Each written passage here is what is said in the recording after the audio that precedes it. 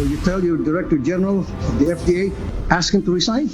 Sumagot na po ng yes. Ito ang hamon ni Senador Raffy Tulfo ng pagbibitiw ng Director General ng Food and Drug Administration o FDA noong Oktubre ng nakaraang taon.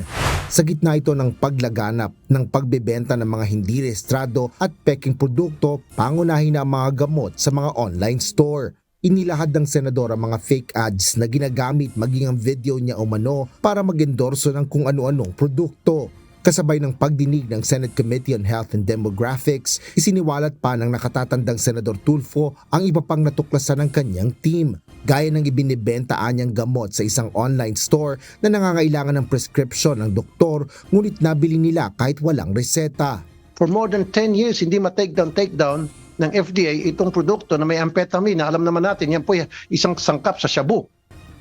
Pero na-takedown po ng inyong lingkod sa loob lamang po ng 1 linggo. Binigyan din naman ni Senador Risa Ontiveros ang kasalatan ng mga mamimili sa proteksyon laban sa mga hindi lehitimong online stores at peking mga produkto.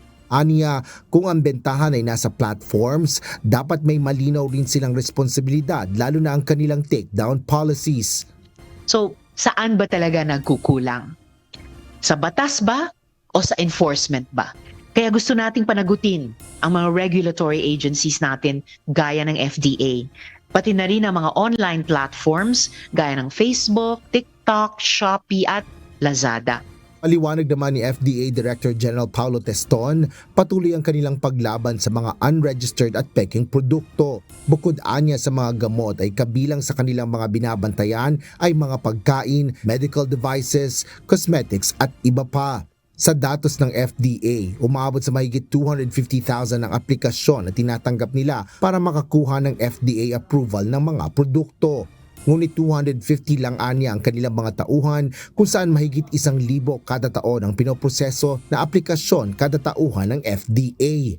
Madam Chairperson, Your Honors, the FDA is not perfect, but the FDA and its people are working over and above their limits. And we are enforcing the law with the resources entrusted to us. We simply ask that these proceedings take place with the realities in mind.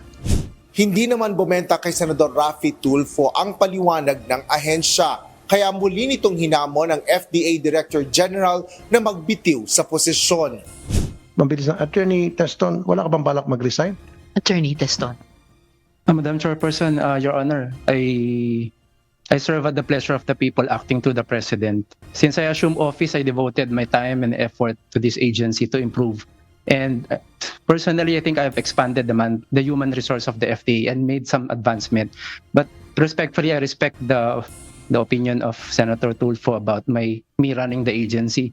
I serve at the pleasure of the people acting through the President. And if there's someone better than me to head the agency, I'll gladly yield the post to that better person, Madam Chairperson.